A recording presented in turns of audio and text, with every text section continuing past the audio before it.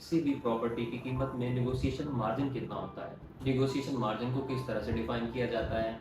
घरों या प्रॉपर्टी की कीमत में मैक्सिमम कितनी कंसेशन करवाई जा सकती है। ये ज़रूरी नहीं कि हर प्रॉपर्टी का नेगोशिएशन मार्जिन एक जैसा ही हो।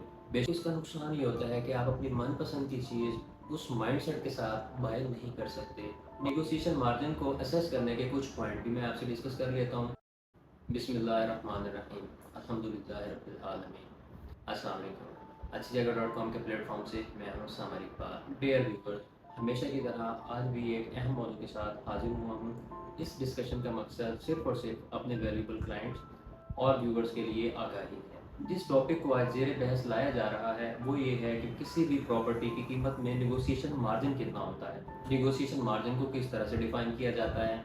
घरों या प्रॉपर्टी की कीमत में मैक्सिमम कितनी कंसेशन करवाई जा सकती है। सबसे पहले तो ये मैटर करता है कि प्रॉपर्टी की वर्थ कितनी है। जाहिर है अगर प्रॉपर्टी की वर्थ ज़्यादा है तो उसका नेगोशिएशन मार्जिन भी कुछ ज़्यादा होगा, और अगर प्रॉपर्टी की वर्थ कम है तो उसका नेगोशिएशन मार्जिन भी कुछ कम ही होगा। ये ज़रूरी नहीं कि हर प्रॉपर्टी का नेगोशिएशन मार्जिन एक जैसा ही हो, बेशक उनकी डिमांड सेम ही क्यों ना हो। क्योंकि कुछ सेलर्स बड़ी रीजनेबल सी डिमांड करती हैं और एक कम नेगोशिएशन मार्जिन के साथ अपनी प्रॉपर्टी को सेल आउट कर देते हैं। इसके साथ कुछ सेलर्स डिमांड भी ज़्यादा करती हैं तो ज़ाहिर है उन्हें नेगोशिएशन भी ज़्यादा ही करना पड़ती है। आप जब भी प्रॉपर्टी खरीदें तो माइंड में ये बात कभी ना रखें कि इसका नेगोशिएशन मार्जिन पहले देखी गई प्रॉपर्टी के बराबर ही होगा। ज़ाहिर है आप अपनी प्रॉपर्टी बाय करने के लिए दो चार किस्म की प्रॉपर्टी को देखते हैं, प्लॉट हो या घर हो। अगर आपने घर बाय करना हो तो 3-4 ब्लॉक्स में घर देखेंगे, इसी तरह प्लॉट अगर आपने को बाय करना हो तो प्लॉट भी आप 3-4 ब्लॉक्स में देखते हैं। आप जब पहली प्रॉपर्टी देखते हैं तो एजेंट की असिस्टेंस के साथ आपको उसकी निगोशिएशन का आइडिया भी हो जाता है, लेकिन इसका मकसद हरगिज़ ये नहीं होता कि उसके बाद देखा जाने वाले घर में भी उतना ही निगोशिएशन मार्जिन हो जितना कि पहले देखे गए घर में था।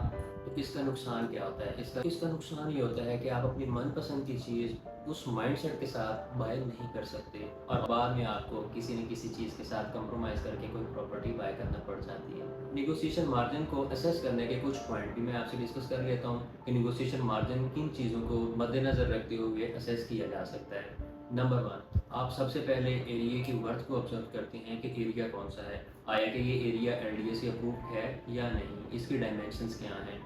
उसके बाद कंस्ट्रक्शन की क्वालिटी को देखें। उसके बाद अगर खरीदी जाने वाली प्रॉपर्टी एक घर है तो उसके लेआउट को ज़रूर मद्देनज़र रखें। लेआउट भी घर की कीमत पर एक गहरा असर डालता है। और इसी तरह अगर आप प्लॉट खरीद रहे हैं तो उसकी डायमेंशन को ज़रूर चेक करें।